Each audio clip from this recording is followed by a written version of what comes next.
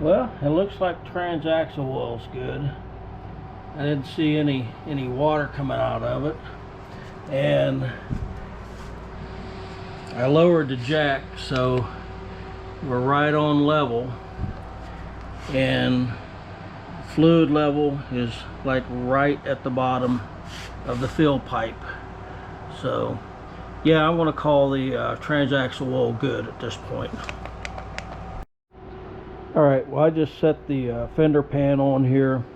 Goes on a lot easier than it comes off, but I haven't put any bolts in it. Finished plumbing the fuel line in, so I put 2 gallons of gas. I got 2 gallons in there, and you're not going to be able to see it, but there's the new fuel filter. The fuel pump's plumbed in, and before I hook this up to the carb, I'm just going to crank it. Make sure the fuel pump works and everything. I have taken the plugs out of it. I cleaned the carb up. There may be some carb cleaner in there, so I don't want a chance of this thing barking off. And it's still got the old battery in it, so what we're going to do is I'll put you up on the tripod here. We're going to crank it and make sure I got fuel coming out. All right, contact. As soon as I find the key.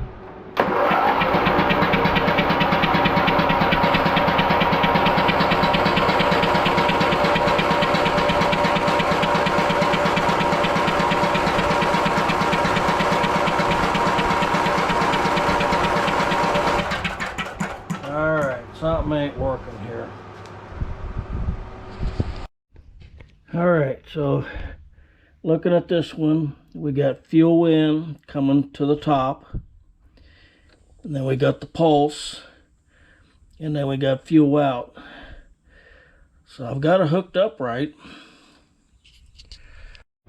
So just like the other one, we've got fuel out, pulse, and fuel in.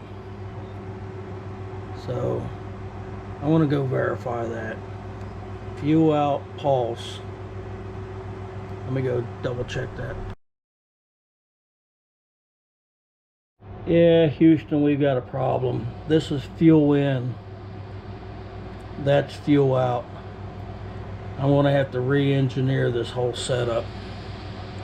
Let me figure out what I got to do here.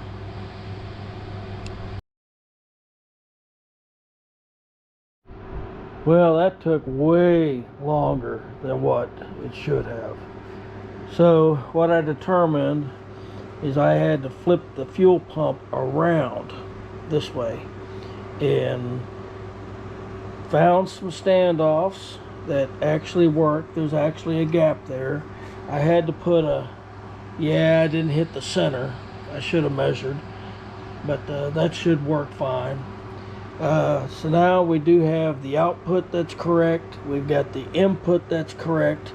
I did put a T, or the right angle down here on the input now, because there's just too much of a bend right here. And then luckily I had a straight. You can see it right down there. So that goes to the pulse line now. So, oh, and I did hook the trickle charger up to the battery because it just took so long. Still got to hook the choke cable up, a couple other things, but all I want to do is see if this thing pumps fuel now. So here we got the bottle, and I got you to where I think you can see the fuel filter. So I'm going to unhook the charger first. Alright, I haven't primed it at all because I'm curious to see how long it takes to pump some fuel. So find the key again and contact.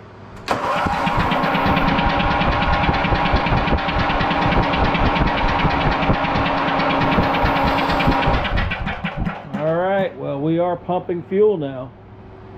I think this is where I'm going to stop. Yeah, this took way longer than it should have. I do not recommend this modification now.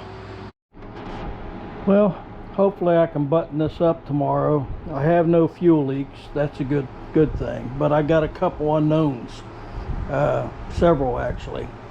This right angle fitting in here on the fuel line side now is a vacuum hose fitting. So I don't know if that's fuel rated. I mean, it's plastic, so it might be, but I think I'll be more comfortable next time I go to town is get a brass right angle fitting and replace that. Unknown, did this fix my hard starting problem? I don't know. The plugs look good.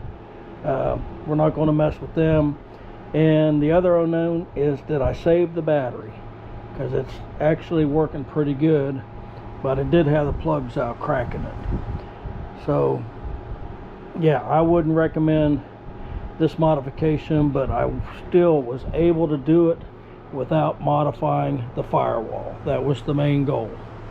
All the modifications were done right here. So yeah, let me and I notice we're still holding fuel in the filter, so that's good. That means it only has to get from there to there whenever you start cranking it now.